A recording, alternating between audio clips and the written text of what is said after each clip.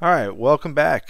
So you're now to the next tutorial, and you should be pretty stoked right now that you've got everything. You should have everything up and running. A quick little note from last tutorial that I did leave out: if you haven't upgraded to the latest version of like Mountain Lion, or whatever the latest version will be even in the future at the time of your operating system of Mac OS X, you need to do so before installing or upgrading Xcode, because essentially there becomes compatibility issues and things like that, and sometimes it won't install altogether. So enough on that. Upgrade to the latest OS X, whatever that operating system may be at that point in time when you watch this video. Now what we have next is we are ready to launch Xcode. There's two ways to launch Xcode. Prior to 4.5, and I don't know where the switch actually happened. It would have maybe it was 4 altogether or whatnot, but you used to have to go to the developers folder and then find Xcode inside of there. Now you can do it two ways. It's inside of your standard applications folder. If I hit X on the keyboard, bam, Xcode's right there, ready to be launched, and as you see, I have it up and running. Even a quicker way than that is you can just go to Spotlight, type in, if I could spell, Xcode. There you go. Another way to get to that. Very simple, very straightforward. Continuing on is, once you do launch it, you're going to get welcome to Xcode. It's going to give you your version number. I do need to upgrade mine. I didn't do that, but you should be at like 4.5.2, just like we discussed in the last movie, and you should see the exact same thing here. Now we're going to hit create new Xcode project.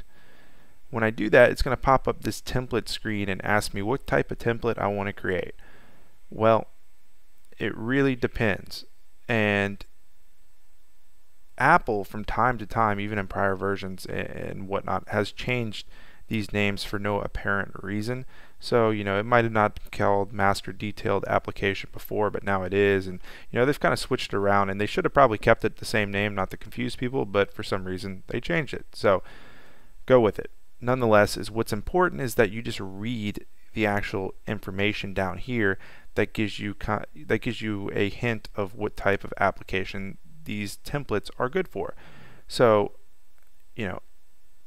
this one right here is a lot better for things like iPad, as you see, as opposed to a page-based application would be something like if you were creating a map and you needed a peel back effect. Utility applications like a weather app, flip the screen, things as such. Tab applications, we've all seen things like this, Instagram, Skype, the list goes on and on and on. Now most of the time we'll be working with single view applications or an empty application altogether. As you see, the empty application is a template providing a starting point for any application. It just provides an application and a delegate window. Well, we'll talk about what a delegate and the default application window is later on. For now, we're going to start with a single view application. Some of this description down here may sound like a bunch of just jargon, and it just may baffle you. That's okay. You don't need to know what this is right now. Just follow along and you soon will. So from a single view application, we click next. We got to give it a name, right? You got to name your app something. In this case, we're going to call it Gangsta App, right? Because we're feeling real gangsta because we got this up and running. Everything's working just as we planned. Gangsta App. All right. Now the next thing you're going to want to come across is the organization's name, right? That could be anything. In this case, my name's Justin Junda, so I'm going to switch it to SMD. SMD Enterprises. That's going to be the name of it, right? And then we're going to have the company identifier. Now, usually company identifiers and things are usually reverse domain, right? Now, what do I mean by reverse domain? So if you go look at a website right now, you'll see something www.facebook.com, for example. Now, if I was using a reverse domain, I would essentially just put the com first, right? I would read it from right to left instead of left to right. So I would say com.smd enterprises. And this is just a way that it allows you to keep organized and know when you start adding, different aspects, things from classes and programming and things like that, to where you can keep it real organized and know where this came from and not have conflicting issues with other people's classes and things as such. So we'll touch more on this later on. This is really just know that reverse domain is usually the way to go here. You could essentially put whatever you wanted to, but probably not the best of ideas. Alright, bundle identifier, as you see, it just takes the reverse domain name of the company identifier above with the appended product name, Gangsta app, right?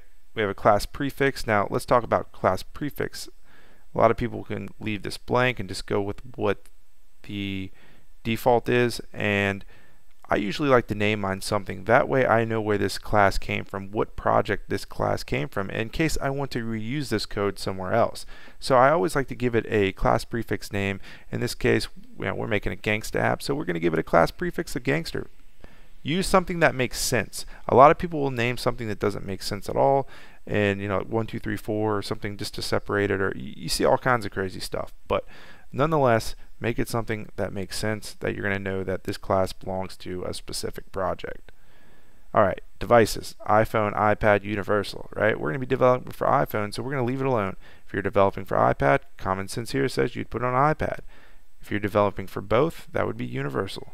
We're going to leave it on iPad in this instance, right? And we're going to quickly talk about so let's talk about storyboards. So what are storyboards? Just a quick overview. Storyboards are a way to visually lay out your views, which are your screens essentially in iOS, and connect them through segues, which are just little graphical lines that connect one view from the other. They're actually really useful and really helpful, and as Xcode and the whole iOS environment gets more and more developed, they'll just become better and better and better. So even somebody who isn't a developer can quickly get in there and lay things out. We're going to learn from the ground up, so we're going to not check storyboards. We're going to use automatic reference counting, and what that is a way to release different variables and different things throughout our application as we go along. Well, you'll see this clearly as we go along, but leave that checked. It's also known as ARC. Automatic reference counting stands for ARC, so that's a common term that you'll hear people talk about. Unit testing, that's a whole subject in itself. We'll talk about that at another time. Hit next. Now, I've created a root, essentially, just a folder shortcut over here. If I was to navigate to that, it would be Documents, Work, iOS, Learning iOS, and essentially I just clicked and dragged it over here. That's how I got that folder. It's just easier for me to go like this and get to the root than having, like, here, let me click on something else real quick. Okay, it's easier for me to go and get to my root of where I want my project files to be than have to go through, as we saw, 3, 4, 5, 10 different folders each time. So I just make a little alias on the sidebar right there.